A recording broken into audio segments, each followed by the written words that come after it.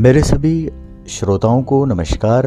मैं हूं स्वामी प्रेम विराट और आज से हम पॉडकास्ट के माध्यम से एक आध्यात्मिक यात्रा पर निकल रहे हैं और मैं चाहता हूं कि यदि आप सभी अपने भीतर उस आध्यात्मिक यात्रा को करना चाहते हैं, उसमें विकास चाहते हैं और इस दिशा में उन्नति चाहते हैं तो मेरे साथ बने रहिए। मैं अपने अनुभव और अपने ज्ञान को आप सभी के साथ साझा करूंगा। धन्यवाद।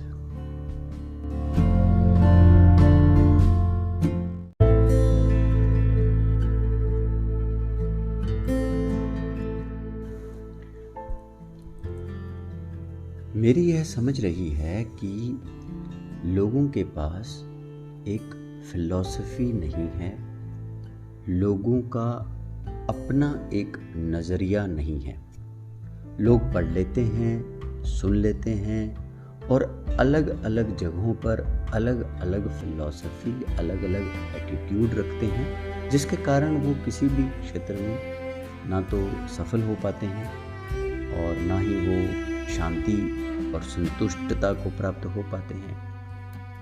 कैसे होंगे? क्योंकि किसी भी फील्ड में जब वो आते हैं तो वो अपने जो उसके गहरे के अंदर जो उसके बिलीफ हैं उनको वो रिप्रेजेंट करता है। और बिलीफ एक ऐसी चीज़ है जो दाएं से आई, बाएं से आई, इधर से आई, पड़ोसी से आई, माता पिता से आई, अखबारों से आई, इस तरह से कई तरह का कचरा उसमें आ जाता है और आदमी पूरे जीवन भर इसी तरह से रिस्पॉन्ड करता है। इसलिए उसका कोई दर्शन डेवलप नहीं हो पाता, उसका अपना कोई एक स्टैंड, अपना कोई एक नज़रिया डेवलप नहीं हो पाता, उसके जीवन में एक चरित्र नहीं बन पाता। हम इसे इस तरह से समझ सकते हैं कि उसके जीवन में कोई करैक्टर नहीं है, उस करैक्टर की कोई आकृति नहीं है, उसके वजूद में कोई दम नहीं है, उसमें कोई रीढ़ की हड्डी नहीं है उस व्यक्ति में। बस ऐसे ही एक लाश की तरह एक आदमी जो है वो जी रहा है। ओशो से एक प्रश्न पूछा था कि मनुष्य अगर अपने भाग्य को लेकर जन्मता है तो अगर खोज भाग्य में होगी भगवान की तो हो जाएगी, नहीं होगी तो नहीं होगी। ओशो ने बहुत ही खूबसूरती से इसका जवाब दिया है। हालांकि ओशो ने भाग्य और भाग्यवाद पर कई जगह पर बोला है, लेकिन ये वाला अंश और इस उत्तर को भी सुनना और समझना अपने आप में बहुत प्यारा है, बहुत सुंदर है।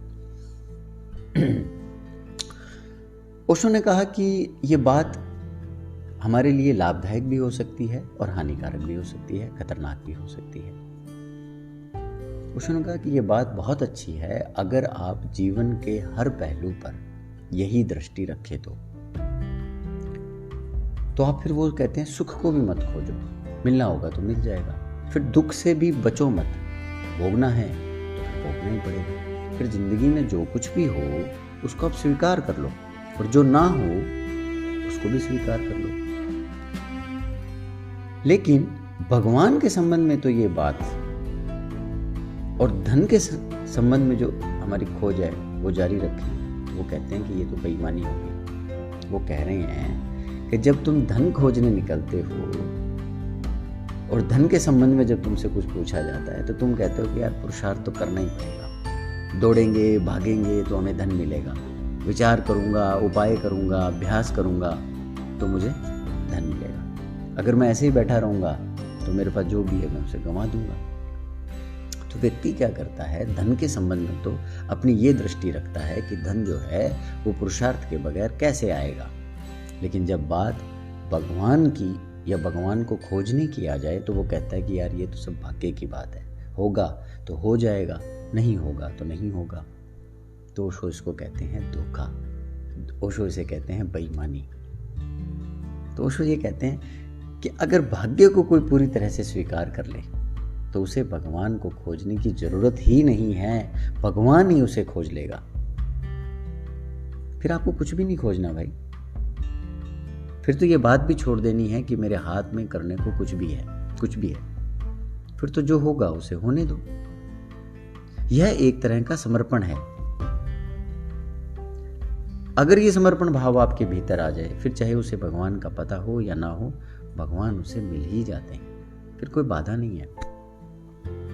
ओशो ने यहाँ पर एक छोटी सी कहानी, एक मजाक सुनाया है। वो कहते हैं कि आदमी ऐसा ही है कि वो क्या करता है, किस तरह से तर्क लगाता है, कानून निकालता है, तरकीबें निकालता है अपने हिसाब से। तो वो सुनाते हैं कि मुल्ला नसरुद्दीन की पत्नी बीमार थी, मरने के करीब थी। डॉक्टर को बुलाया, बीमारी खतरनाक थी। तो डॉक्टर ने कहा कि इलाज इसका महंगा है। तो नसरुद्दीन ने कहा कि कितना भी महंगा हो मैं सब चुकाऊंगा, अपना सब घर बेच कर चुकाऊंगा, लेकिन तुम इसे बचाओ। तो डॉक्टर ने कहा कि यार ये भी हो सकता है कि ये ना बचे। तो नसरुद्दीन ने कहा कि अगर तुम बचा सको तो, और तुम मार डालो तो, जो भी खर्च होगा वो मैं चुकाऊंगा। तो डॉक्टर इलाज में लग गया। 7 दिन बाद पत्नी मर गई। काफ़ी खर्च हुआ, डॉक्टर ने बिल भेजा। तो नसरुद्दीन ने कहा कि ऐसा है कि हम गांव के पुरोहित के पास चलते हैं। डॉक्टर ने कहा क्या मतलब? तो नसरुद्दीन ने कहा मैं गरीब आदमी हूँ, ये बिल पुरोहित जैसा कह देगा वैसा हम कर लेंगे। तो पुरोहित के पास नसरुद्दीन गया। पुरोहित के पास नसरुद्दीन ने कहा कि डॉक्टर बोलो हमारी क्या शर्त थी? तो डॉक्टर ने कहा कि शर्त ये थी हमारी कि मैं बचाऊं या मारूं, दोनों हालात में तुम मूल्य चुकाओगे। तो नसरुद्दीन ने कहा कि तुमने मेरी पत्नी को बचाया? डॉक्टर ने कहा नहीं। तो नसरुद्दीन ने कहा कि तुमने मेरी पत्नी को मारा? डॉक्टर ने कहा नहीं। तो नसरुद्दीन ने कहा कि किस समझौते के बल पर ये तुम मुझसे पैसे मांग रहे हो, किस हिसाब से? ना तो तुमने बचाया ना तुमने मारा, और मैंने कहा था कि बचाओ या मारो, दोनों हालातों में पैसा मैं दूंगा। ओशो कहते हैं कि ऐसा हम रोज दिन में कई बार ऐसा करते रहते हैं। वो कहता भाग्य का जो कॉन्सेप्ट है हमें आता ही कब है? हम हार चुके हैं, या हम भगवान को खोजने का वक्त आ गया, या कोई ऐसी चीज जिससे हम बचना चाहते हैं, हम उस पर ज्यादा सोचना नहीं चाहते, जिस पर सोचने से हमें घबराहट होती है, तो हम क्या करते हैं, उसे भाग्य पर छोड़ देते हैं। और जिसे हम खोजना चाहते हैं उसको हम अपने हाथ में ले लेते हैं और हम कहते हैं कि ये तो हम खोज कर दिखाएंगे, ये हम दुनिया को ऐसे दिखा देंगे।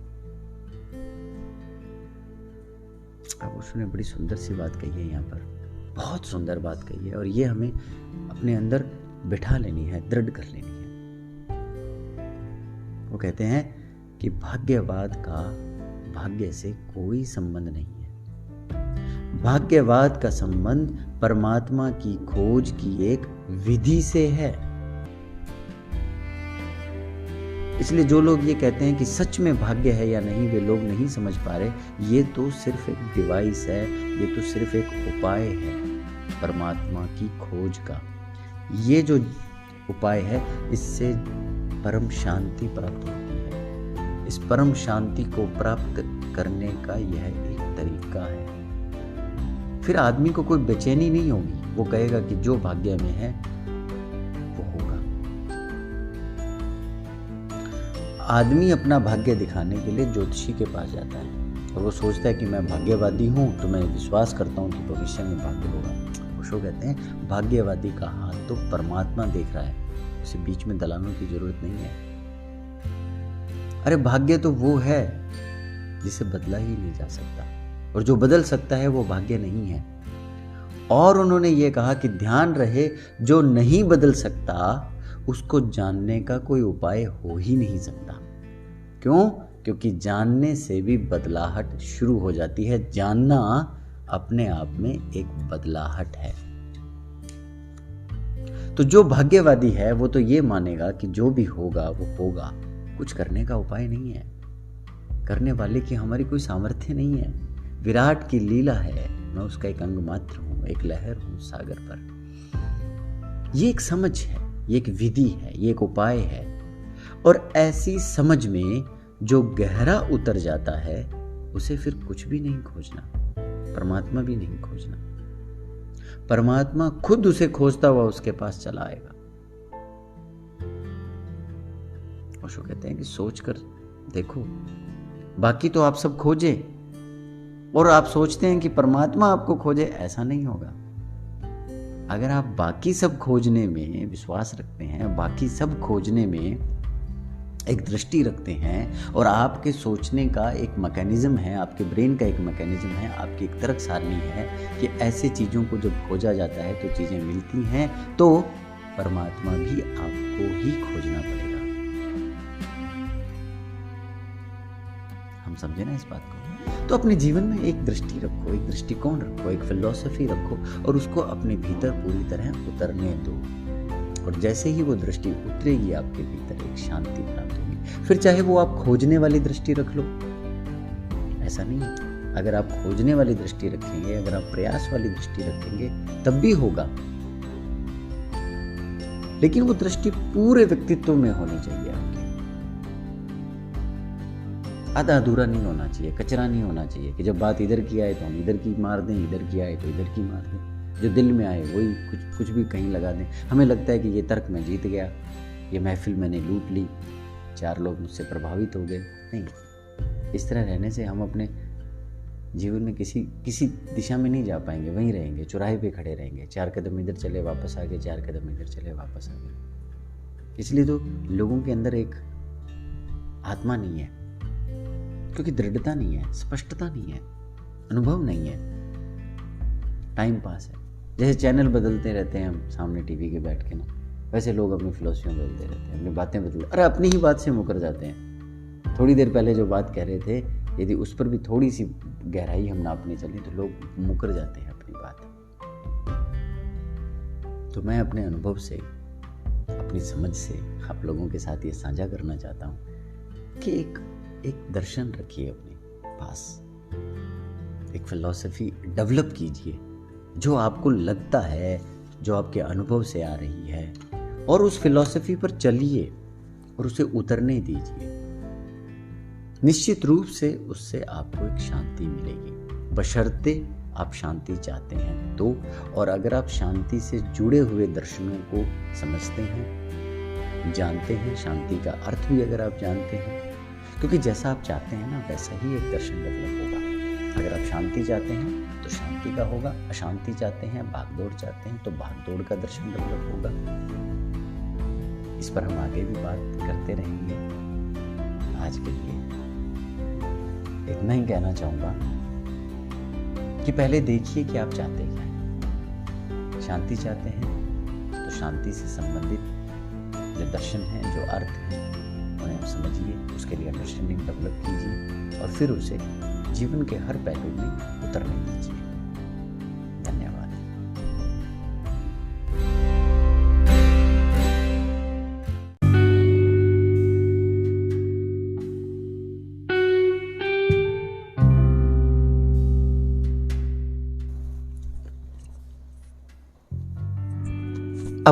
अब यही बात सबसे ज़्यादा महत्वपूर्ण है कि हम आखिर चाहते क्या हैं। हम अपने जीवन में यदि सफलता चाहते हैं तो हमारी सफलता की परिभाषा क्या है। हम सफलता जब शब्द बोलते हैं, जब हम सफलता शब्द सुनते हैं तो हमारे दिमाग में क्या इमेज बनती है, क्या एग्जाम्पल आते हैं, और हम क्या होना चाहते हैं। हमारी ईगो क्या उस समय व्यक्त करना चाहती है, उस परिभाषा को लेकर क्या है कि मैं दुनिया को दिखा दूं, या मुझे कामयाब होना है, मुझे समाज में नाम कमाना है। सफलता आपके लिए क्या है। इसी तरह से आपको पहले डिफाइन करना होगा कि आप अपनी जिंदगी में क्या चाहते हैं, और जो चाहते हैं उसकी ठीक ठीक सही सही परिभाषा क्या है, उसका अर्थ क्या है, आप उसका क्या मीनिंग लेते हैं। अब कोई अगर मुझसे पूछे कि आप सफलता की क्या परिभाषा लेते हैं, तो मैं कहता हूं कि जीवन में शांति आए, जीवन में आनंद आए, जीवन में प्रेम हो,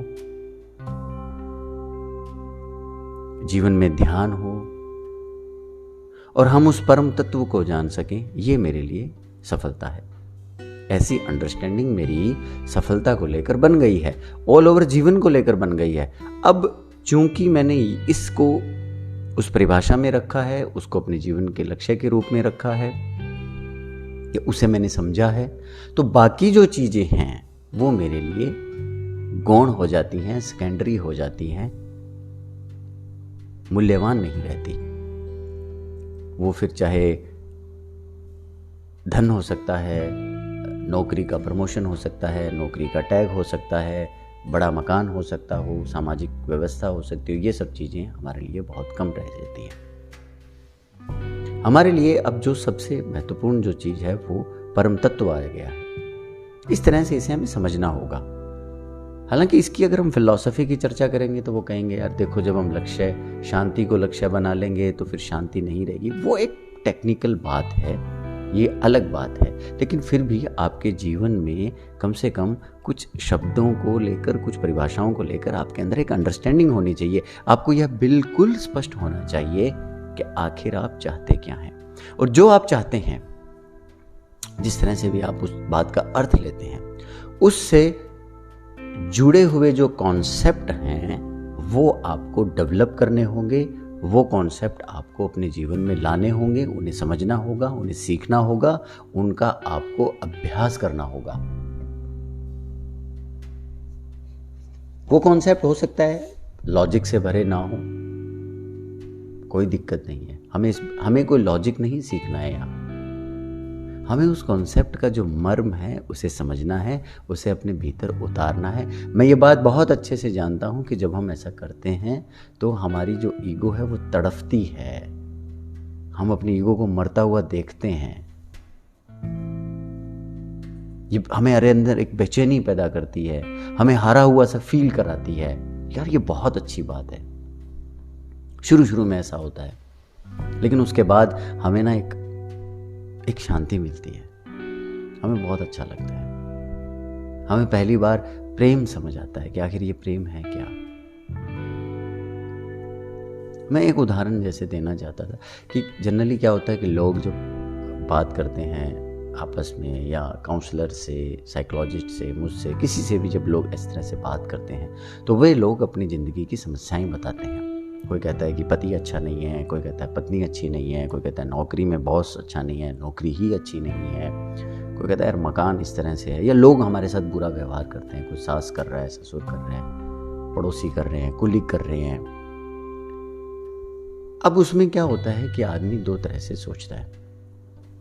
आदमी तो जनरली यही सोचता है, साधारण जन तो यही सोचते हैं कि दूसरे व्यक्ति में डिफ़ॉल्ट है, दूसरा व्यक्ति में कोई दिक्कत है, कॉन्सेप्चुअल दिक्कत है, उसको कोई बिहेवियर प्रॉब्लम है। तो ऐसे में या तो वो विड्रॉल कर लेता है, वहाँ से बाहर निकल जाता है, उन लोगों से बातचीत बंद कर देता है, या वो फिर नए लोग ढूंढता है, लेकिन नए लोगों के साथ फिर से समस्याएं आ जाती हैं। और कोई व्यक्ति थोड़ा अवेयर होता है तो वो ये सोच लेता है कि यार कहीं ना कहीं मुझ में ही समस्याएं हैं, मैं लोगों को सुझाव देता हूँ, मैं दिल से बहुत अच्छा हूँ, मैं इमोशनल हूँ, मैं लोगों को प्यार करता हूँ, मैं थोड़ा दिल से जीने वाला व्यक्ति हूँ, लोग इतने स्वार्थी हो गए हैं कि वो मेरी कामयाबी नहीं देख पाते।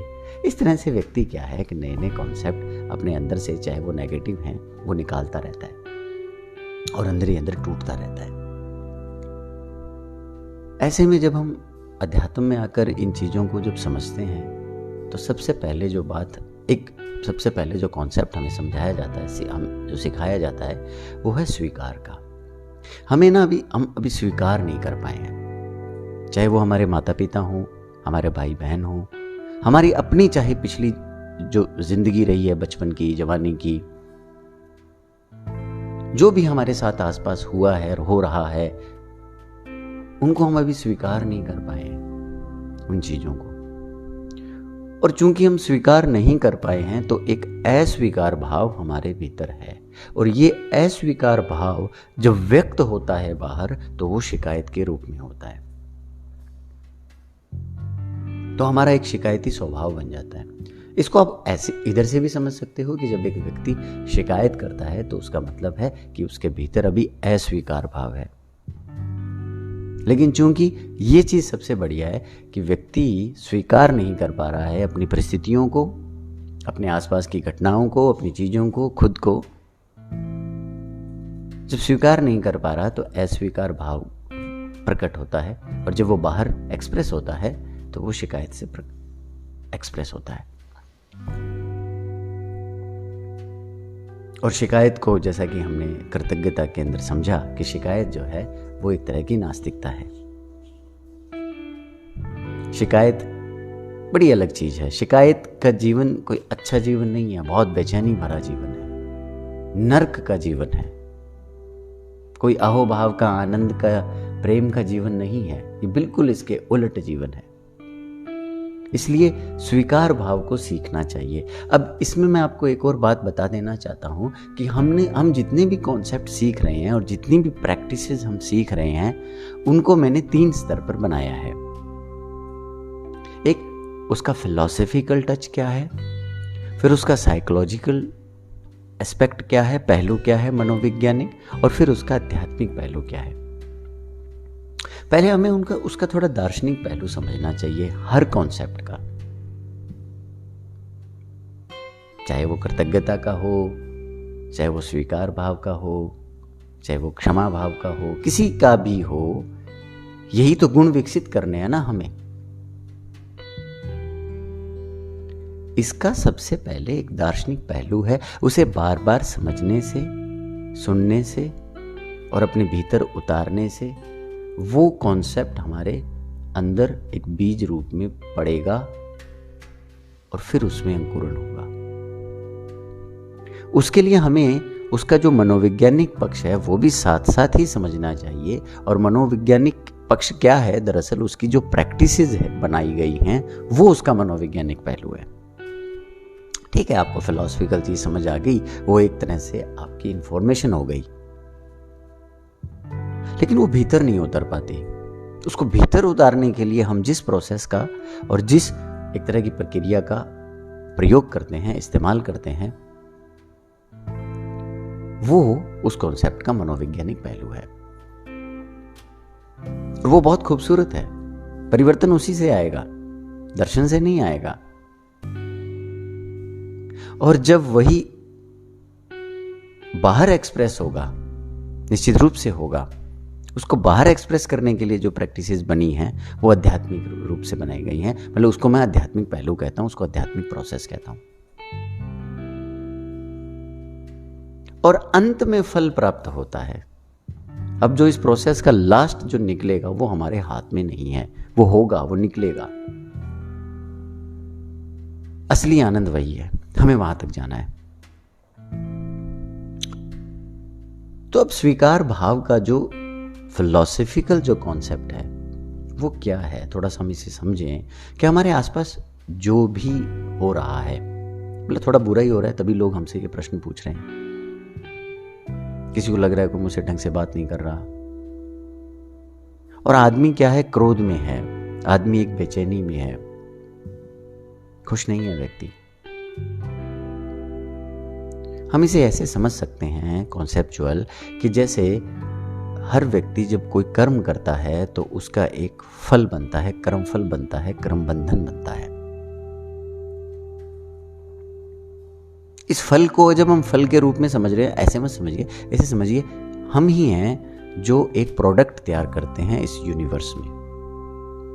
क्योंकि मेरे द्वारा किए गए प्रत्येक कर्म हम चाहे मन से कर सकते हैं, वचन से कर सकते हैं, और क्रिया द्वारा कर सकते हैं, शरीर द्वारा कर सकते हैं। कई बार क्या होता है कि हम ऊपर से बहुत अच्छा शो करते हैं, कर्म तो कर रहे हैं हम शरीर से, लेकिन भीतर मन ही मन गालियां निकाल रहे हैं। और ज़्यादातर तो क्या है, मन और वचन में तो अक्सर देखने को मिल जाता है। वचन के रूप में तो हम प्रशंसा कर रहे होते हैं, तुम बहुत अच्छे हो, मैं तुम्हें प्यार करता हूँ, तुम मिले तो बहुत अच्छा लगा यार, तुम्हें देखकर ही आज का दिन बन गया। लेकिन अंदर आदमी कुछ नेगेटिव बड़बड़ाता रहता है, कहाँ से मिल गए यार, तुम साले गधे आदमी हो, कुछ इस तरह से, कुछ भी अंदर से हमें अच्छा नहीं लग रहा होता है, लेकिन फिर भी हम ऊपर से कहते हैं, हम झूठी प्रशंसाएं करते रहते हैं। तो इसमें जो डोमिनेट करता है कर्म, वो मन का डोमिनेट करता है। मन का वो जो कर्म जो आपने भीतर मन में सोचा, उसका फल मजबूत फल बनेगा, असल में बनेगा ही वही।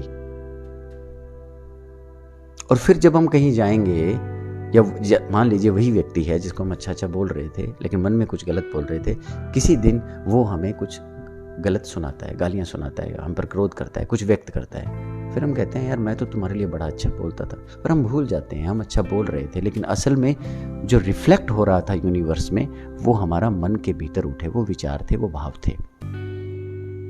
तो इस बात को फिलॉसफिकल चीज से आप ऐसे समझ सकते हो कि हम ही इस यूनिवर्स के अंदर अपने विचारों से, अपने प्रतिकर्मों से, अपने रिस्पॉन्स से, अपने रिएक्शन से और अपने भावों से एक प्रोडक्ट तैयार करते हैं। इस यूनिवर्स में हम हैं जो प्रोडक्ट तैयार करते हैं, और फिर वो प्रोडक्ट जब यूनिवर्स हमारे पास पहुंचाता है, पहुंचाएगा ना भाई, हमारा ही प्रोडक्ट है, वो हम तक डिलीवर होगा ही होगा। ये इस यूनिवर्स का, इस ब्रह्मांड का, इस अस्तित्व का नियम है। इसलिए हम सबसे पहले अस्तित्व के जो नियम हैं वो समझते होते हैं। तो नियमों में इस बात की चर्चा की गई है। अब वो प्रोडक्ट हमारे पास पहुंचेगा ही पहुंचेगा। आज पहुंचेगा, कल पहुंचेगा, अगले जन्म में पहुंचेगा, जब भी पहुंचेगा वो पहुंचेगा।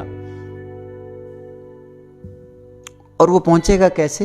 एक व्यक्ति के माध्यम से पहुंचेगा। कोई ना कोई तो माध्यम बनेगा, कोई ना कोई तो जरिया बनेगा। और ज्यादातर कौन लोग होते हैं?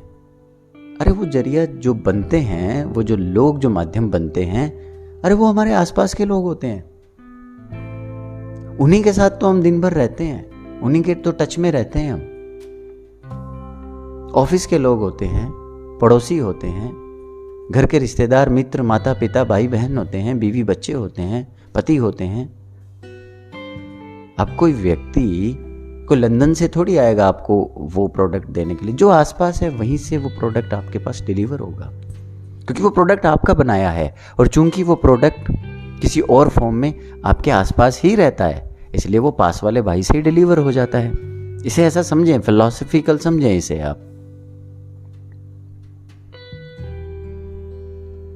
और जब वो प्रोडक्ट हमारे पास डिलीवर होता है किसी के माध्यम से, तो हम क्या करते हैं? क्रोध व्यक्त करते हैं, गुस्सा करते हैं, हम गालियां निकालते हैं हम, और उससे फिर एक और प्रोडक्ट तैयार होता है। मान लीजिए कोई प्रोडक्ट आपने इसी तरह से तैयार किया, और अब आपका जो ऑफिस का बॉस है या कोलीग है, कोई भी है, वो जब आपको वो प्रोडक्ट देने के लिए आया है, तो हम एक और प्रोडक्ट तैयार करते हैं, और वो फिर प्रोडक्ट हमारी पत्नी या हमारा पति डिलीवर कर रहा होता है। और फिर उस समय जो हम प्रोडक्ट बना देते हैं इस तरह का, तो फिर वो डिलीवर करता है हमारा बच्चा, फिर वो डिलीवर कर देता है हमारा पड़ोसी। वो कोई भी डिलीवर कर सकता है, पर इसका स्वीकार भाव लो भाई, इसको स्वीकार करो, तुमने भी ऐसा कहीं किया था। ये उसकी प्रतिक्रिया आ रही है। आप समझ नहीं पा रहे हैं इस बात को। ये बात बहुत गहरे से समझनी होगी। सारा जीवन जो है, ये जो सारा अस्तित्व जो है, ये एक तरह का इको है। हम जो भी करते हैं यहीं से रिफ्लेक्ट होकर हमारे पास आता है। यही अस्तित्व का नियम है, अध्यात्म का पहला नियम है ये। इसे बहुत गहरे से अपने भीतर उतार लो, बहुत गहरे से उतार लो। हमारा ही जो कर्म फल है, हमने ही जो इस यूनिवर्स में रहकर इतने समय में एक प्रोडक्ट जो तैयार किया है, अपने भावों से, अपने विचारों से, अपने कर्मों से, अपने प्रतिकर्मों से, वही हम तक वापस आता है। अब वो फिर भाव रूप में आता है, फिर वो विचारों रूप में आता है। कोई हमें गालियां निकाल रहा होता है, कोई हम पर गुस्सा कर रहा होता है, कोई हमारी प्रशंसा नहीं करता, कोई हमारी बुराई कर रहा होता है, कोई हमसे संतुष्ट नहीं है। ये सब क्यों हो रहा है? हमें हमारे प्रोडक्ट मिल रहे हैं जो हमने किए हैं, हम भूल गए हैं। हम इसलिए भूल गए हैं क्योंकि हम इसके बीच में कनेक्शन नहीं बना पाते, और कनेक्शन बनाने की जरूरत नहीं है। यूनिवर्स डायनामिक है भाई, सिस्टम है, एक व्यवस्था है एक। अब इसी बात को मैं कल और गहरे में आपको समझाऊंगा। थोड़ा सा बड़ा मजेदार है ये कॉन्सेप्ट समझना, और फिर इसका अभ्यास करना तो उससे भी ज्यादा मजेदार है। अभ्यास आपके भीतर एक बीज बोएगा। फिलॉसफी में कहना बहुत आसान है चीजें, लेकिन ये बीज बोएगा आपके भीतर, और फिर जब उसका अंकुरन होगा तब आपको महसूस होगा, प्रेम का अंकुरन होगा, वो शांति का अंकुरन होगा, वो आपको चीजें समझ आने लगेंगी, आपकी बेचैनी कम हो जाएगी, समाप्त हो जाएगी। कल मिलते हैं हम, इसी बात को आगे बढ़ाएंगे। ये बात बहुत महत्वपूर्ण है। बहुत अच्छा पूछा है आपने। चलिए चलते हैं। धन्यवाद।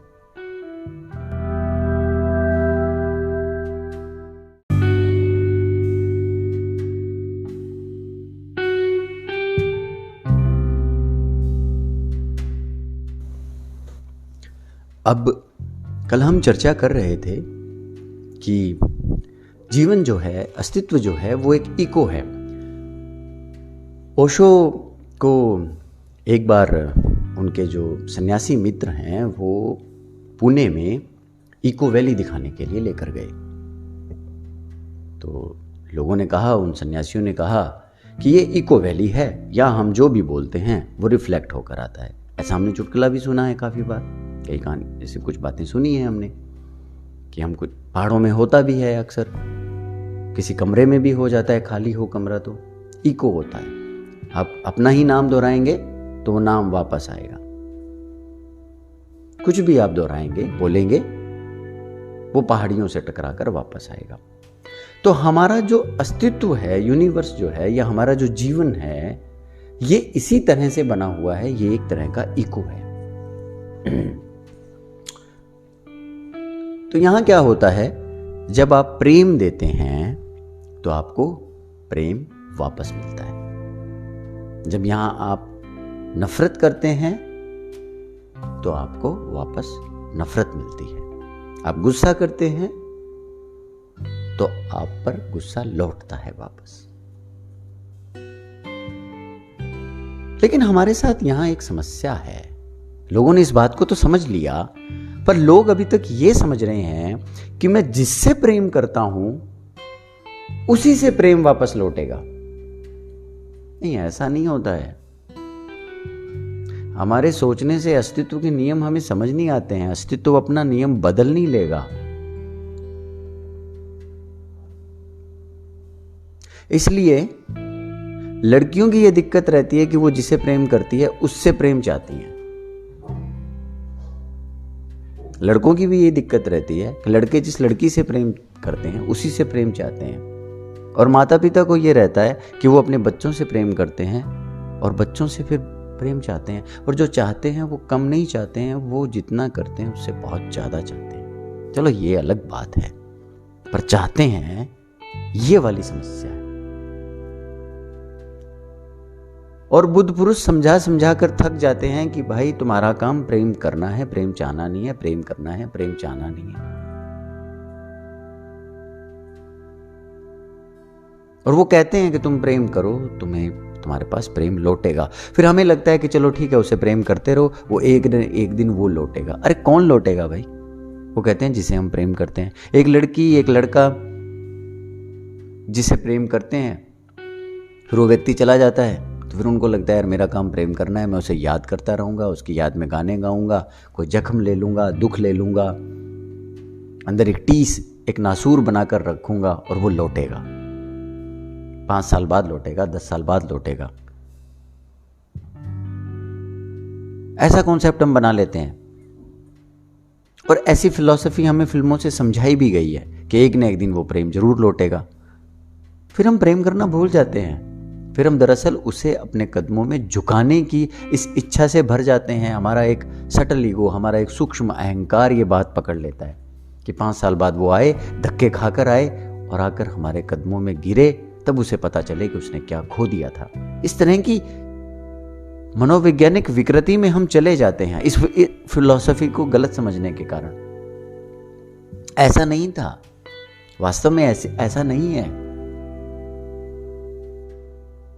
तुम प्रेम करोगे तो प्रेम लौटेगा, लेकिन ये कहां लिखा है, ये किसने समझा दिया कि उसी से लौटेगा? इको ऐसे काम करता है? नहीं, इको ऐसे काम नहीं करता है। अस्तित्व को यह बात समझ में नहीं आती है। अभी हमने कल समझा ना कि तुम्हारा पार्सल तुम्हारे पास पहुंचेगा। अरे कौन पहुंचाएगा ये कहीं नहीं तय है, बस पहुंचेगा। अस्तित्व के लिए अलग अलग लोग नहीं है, अस्तित्व के लिए वाइब्रेशन है। अस्तित्व के लिए दूसरी तरह की एक साइंस है जिससे चीजें पहुंचती हैं, जिससे चीजें रिफ्लेक्ट होती हैं, जिससे चीजें काम करती हैं। हम उसे अपने हिसाब से समझ रहे हैं तो गलत समझ रहे हैं। और यही हमारे दुख का कारण है, यही हमारी सबसे बड़ी समस्या है। प्रेम को लेकर जो हमारी सबसे बड़ी समस्या है वो यही वाले कॉन्सेप्ट को गलत समझने के कारण है। जब आप किसी और के घर के आगे, पड़ोसी के घर के आगे, 2 घर छोड़कर जब आप अपने घर का कचरा वहां फेंक कर लौटते हैं तो आपके घर का एक बल्ब खराब हो जाता है। अब ये जो 2 घटनाएं हुई कि आपने किसी के घर के आगे अपना घर का कचरा फेंका, यार निश्चित रूप से जिसके घर के आगे कचरा फेंका उसको कुछ तो दुख होगा, उसको हो ना हो अस्तित्व को तो होगा।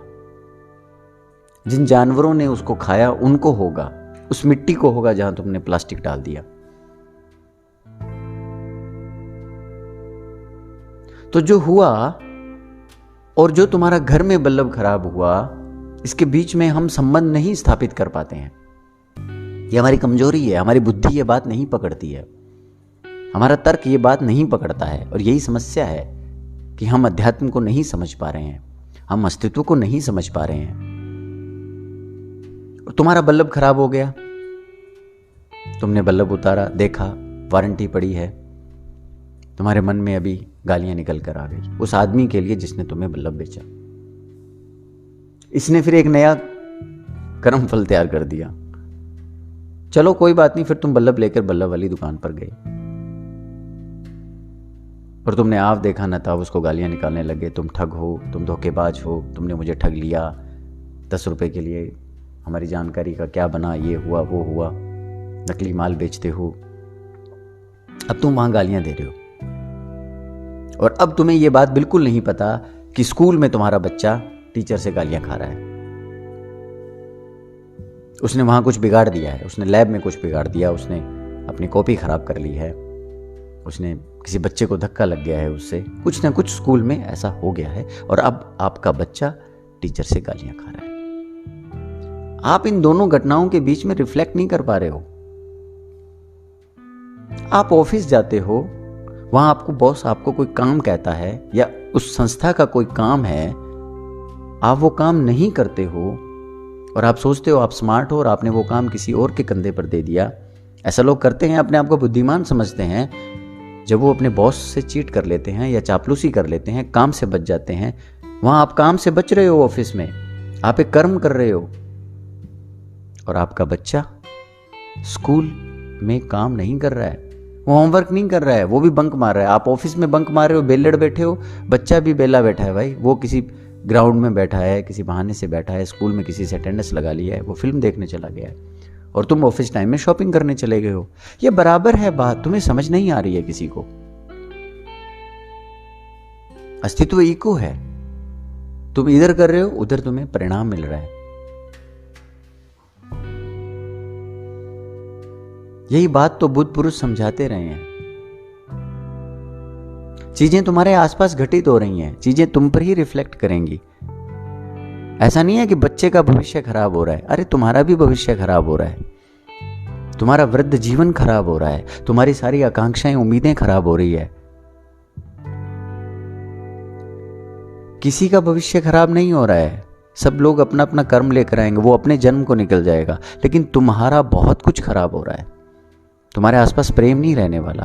तुम्हारा बच्चा फेल हो रहा है तो क्या तुम घर में प्रेम से रह पाएंगे? तुम्हारा बच्चा सफल नहीं हो पा रहा है, तुम्हारे बच्चे के जीवन में शांति नहीं आ रही है, तुम्हारे जीवन में शांति कहां से आ सकती है? एक ही घर में रहते हैं, एक ही कमरे में सोते हैं। हमें पूरे अस्तित्व में चीजें समझ में नहीं आ रही हैं। अगर तुम संस्था में कहीं मेहनत कर रहे हो, जनता का कल्याण कर रहे हो, बहुत अच्छा काम कर रहे हो, निश्चित रूप से तुम्हारा बच्चा अव्वल आ रहा है। कहीं कुछ अच्छा हो रहा है दोस्त। ऐसा मैंने अपने जीवन में बहुत गहराई से देखा है। मैंने जब ये देखा कि यार मैं किसी मकान में किराए पर रहता था, तो वहां जो मैंने मकान मालिक के साथ अच्छा किया, उनके पौधे थे, मैं उनको पानी दे देता था, उनकी गाड़ी होती थी, मैं साइड में खड़ी कर देता था। ये मेरा वैसे नेचुरल एक मूल स्वभाव था। या आप ऐसा कह सकते हैं कि मैं इस दर्शन को बहुत गहरे से समझ गया था। तो मैंने पाया कि 1 साल के बाद मेरे माता पिता के लिए भी ऐसी ही एक चीज तैयार थी। हमें भी ऐसा ही एक बच्चा मिल गया था, जो मैं यहाँ काम कर रहा था उससे ज्यादा वो वहां मेरे माता पिता की सेवा कर रहा था। वो हमारे किराएदार थे। कमाल की बात है ना, समझने वाली बात है। मैं दूर प्रदेश में कहीं बैठा हूं और वहां मैं कुछ कर रहा हूं और इधर मेरी चिंता समाप्त हो रही है। मेरे माता पिता को लेकर जो मुझे चिंता थी वो समाप्त हो रही है। यहां मैं किसी की सहायता कर रहा था और वहां कोई मेरे ही परिवार के किसी व्यक्ति को लिफ्ट देकर वही सहायता कर रहा था। ये मुझे इसलिए याद आ गया कि मैंने एक बार किसी सज्जन को लिफ्ट दी और सेम घटना उसी दिन मेरे घर पर रही कि वहां मेरे पापा जी कहीं जा रहे थे और उनको एक उनके मित्र मिल गए और उनको लिफ्ट दे दी। समझ आ रहा है ना आप सभी को कुछ? ये जीवन इसी तरह से इको है। आप ये नहीं समझ पा रहे हैं कि जब आप किसी व्यक्ति को प्रेम करते हैं, जब आप किसी व्यक्ति को प्रेम करते हैं, जब उसे आप प्रेम देते हैं, तो कहीं आप ही के घर में, आप ही के परिवार में, आप ही के शरीर के किसी अंग में कुछ अच्छा हो रहा होता है। हमें समझ नहीं आता।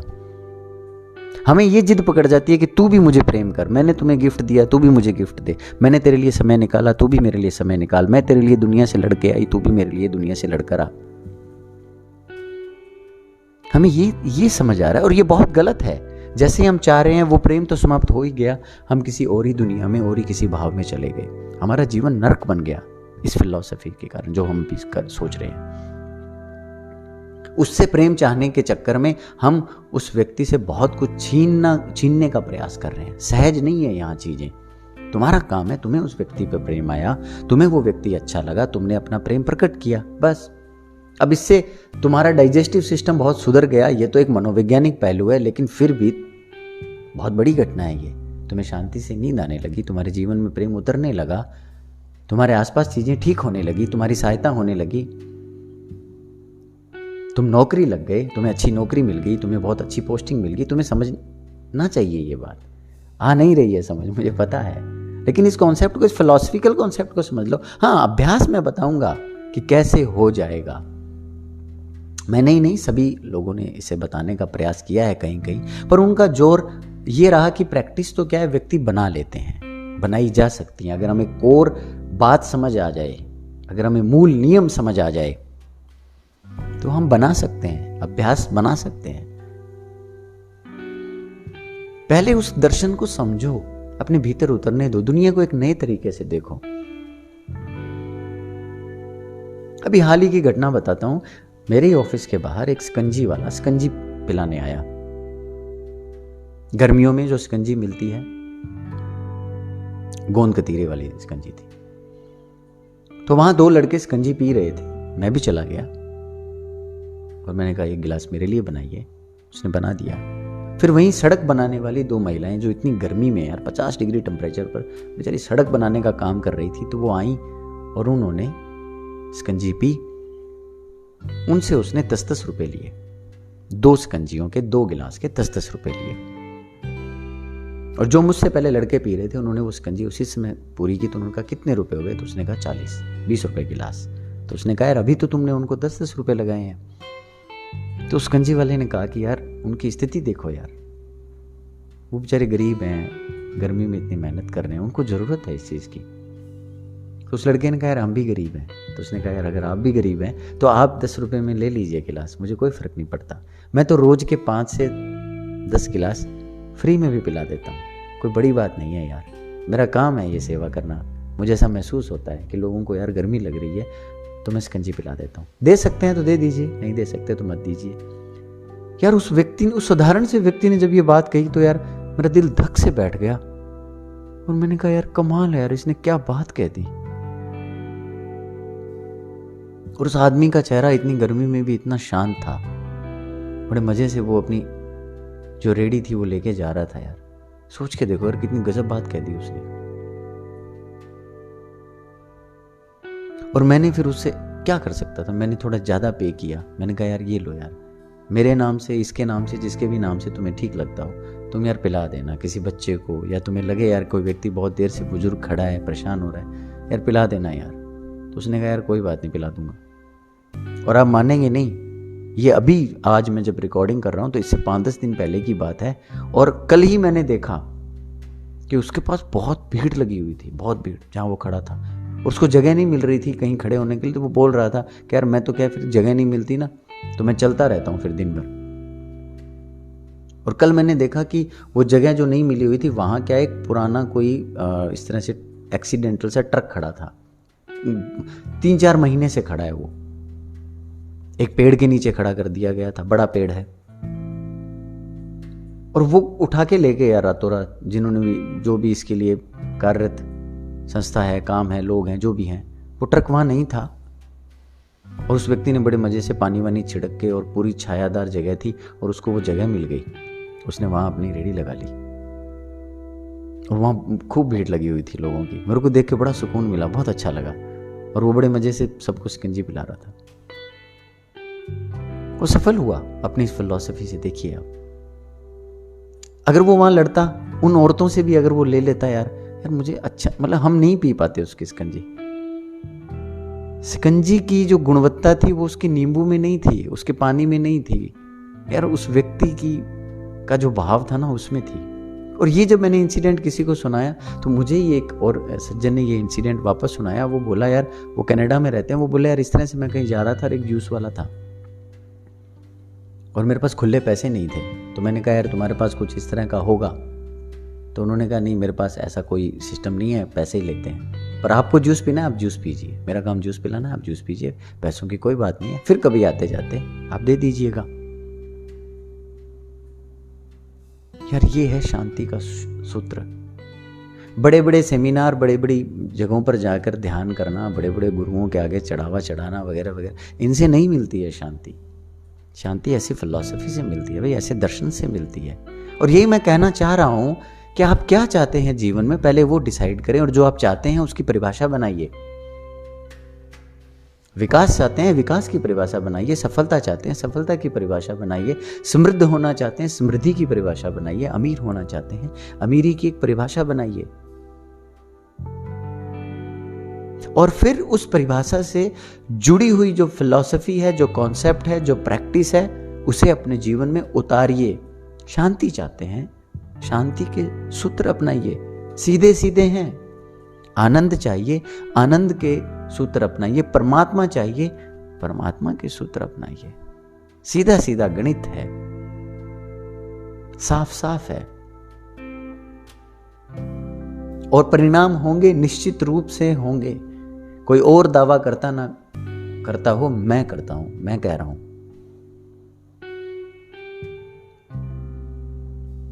यंत्र भी प्रूव करेंगे कि ये बात हो रही है तुम्हारे भीतर। टेस्ट हैं इसके, वो प्रूव करेंगे। तो शांति का ये जो सूत्र है, स्वीकार का सूत्र है। कर्म फल को समझिए, कर्म के सिद्धांत को हम समझेंगे। कर्म के सिद्धांत का फिलहाल हमने अभी एक ही पहलू पर चर्चा की है। सबसे पहले स्वीकार कीजिए कि जो भी आपके आसपास हो रहा है वो आपका ही प्रोडक्ट है, आपके पास ही लौट रहा है। किस रूप में लौट रहा है, कौन दे के आ रहा है, ये बात बिल्कुल भी महत्वपूर्ण नहीं है। पहले हंसिए उस पर, दुखी मत होइए। आपके साथ वही हो रहा है जो होना था, वो हमारा ही बनाया हुआ है। अज्ञान में बनाया है, बेहोशी में बनाया है, ये बात अलग है, लेकिन हमारा ही प्रोडक्ट है यार।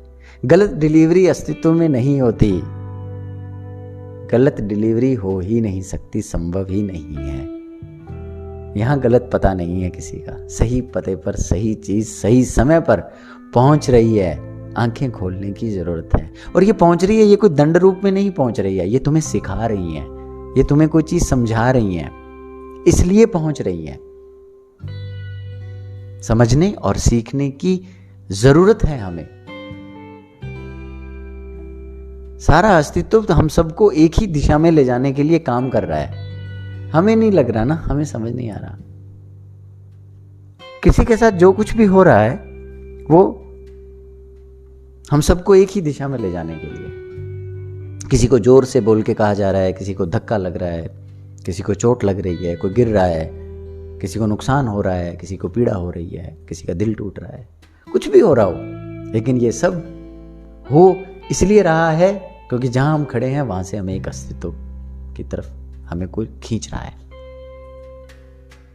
अलग अलग जगह खड़े हैं ना, कोई ऊपर खड़ा है, कोई नीचे खड़ा है, कोई पथरीली जगह पे खड़ा है, कोई पानी में खड़ा है, कोई कहीं खड़ा है, कोई बड़े महल में बैठा है, कोई झोपड़े में बैठा है, कोई सड़क पर है, किसी के पास बहुत महंगे कपड़े हैं, किसी के पास कपड़े ही नहीं है, फटे कपड़े हैं, कोई फर्क नहीं पड़ रहा है। यहाँ पर अस्तित्व के लिए ये चीजें अलग अलग नहीं है, वो सबको बराबर पार्सल पहुंचा रहे हैं।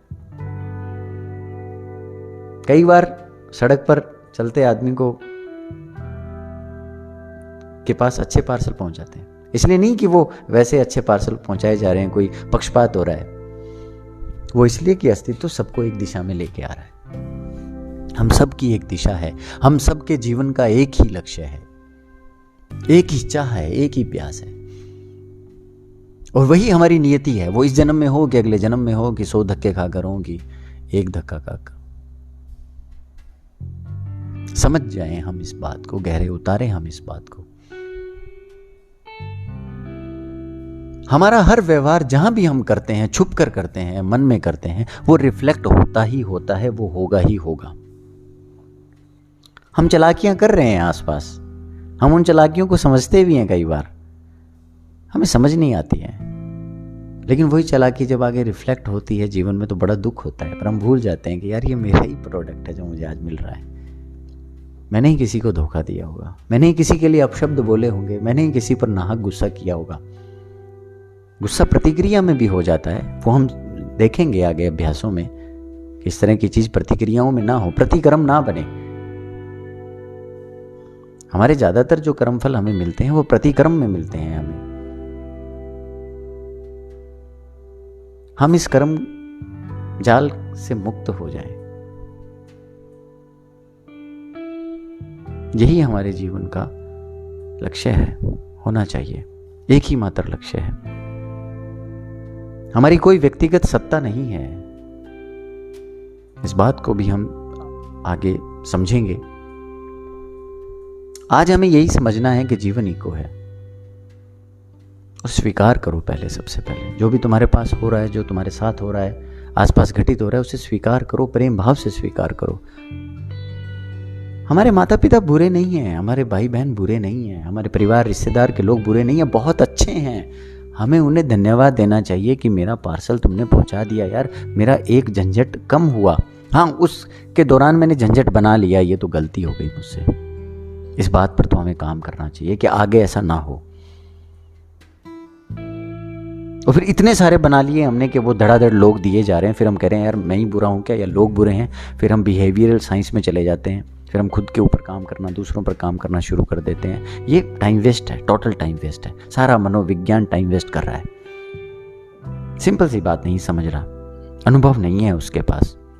मनोविज्ञान की जरूरत है, ये बात मैं मानता हूँ, अभ्यास बनाने की जरूरत है, मनोवैज्ञानिक ढंग से अभ्यास बनने चाहिए। इसके लिए कुछ अच्छे काबिल लोगों की जरूरत है, पर इतने बहुत ज्यादा लोगों की जरूरत नहीं है जो ये कहें कि तुम्हारे सपनों का कारण ये है, तुम्हारे माता पिता बुरे होंगे, बचपन में तुम्हारे साथ ये हुआ, तुम ऐसे हो, तुम्हारे अंदर इस तरह का सिस्टम बना। ये सब बातें व्यर्थ हैं, इनका कोई बहुत बड़ा आधार नहीं है। एक बार के लिए फर्स्ट एड के रूप में यूज की जा सकती हैं, टेम्परेरी हैं, सही, बहुत ज़्यादा सही नहीं है, लंबी दूरी तक हमें नहीं लेकर जा सकती ये।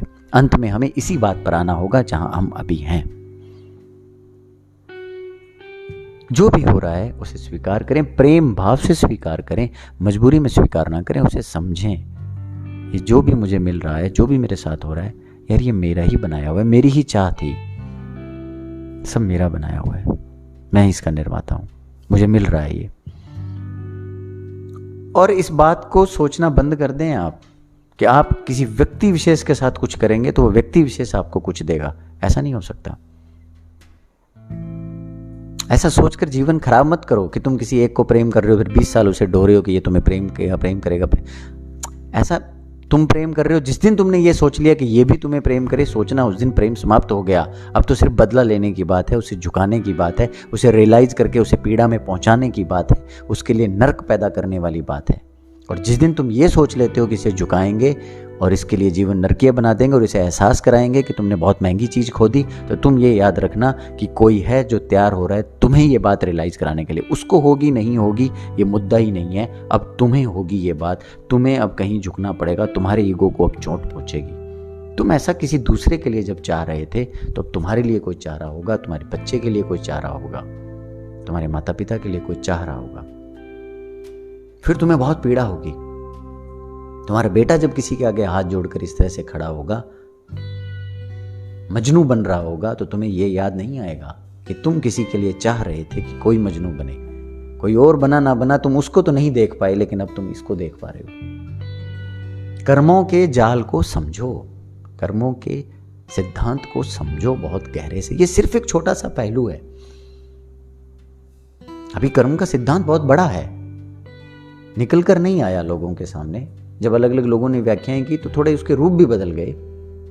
ये दिक्कत है उसमें, हमें उस दिक्कत को बाहर निकालना है, हमें समझना है, थोड़ी मेहनत करनी पड़ेगी हमें। आज का जो शांति का सूत्र है वो यही है कि हम स्वीकार करें और हम ये समझें कि ये जीवन, ये अस्तित्व एक इको है। यहाँ वही लौट कर आता है जो मैं यहाँ देता हूँ। किसको देता हूँ, क्या देता हूँ, ये हिसाब करना हमारा काम। और जब भी हम ये हिसाब करेंगे हम ट्रैप हो जाएंगे, हम फंस जाएंगे, इससे बाहर नहीं आ पाएंगे। हम अपने लिए कुछ और चीज़ें निर्मित कर लेंगे। हम अज्ञानी हैं। अब ये इतना अज्ञान तो हमें दूर कर लेना चाहिए। ये बेसिक नॉलेज है, इतना तो कर ही सकते हैं। हम कल मिलते हैं फिर और आगे इस पर चर्चा बढ़ाते हैं। शांति के दूसरे सूत्र पर हम दार्शनिक रूप से समझने का प्रयास करेंगे। अभ्यास हम कुछ दिनों के बाद शुरू करेंगे, जब आप इन दर्शनों को बहुत अच्छे से समझ जाएंगे, बहुत गहरे उतार लेंगे। कई उदाहरण आप जब अपने जीवन में देखेंगे, हमें उदाहरण यहाँ रखेंगे, तो जब अंडरस्टैंडिंग बहुत अच्छी हो जाएगी तो हम अभ्यास की भी बात करेंगे। धन्यवाद।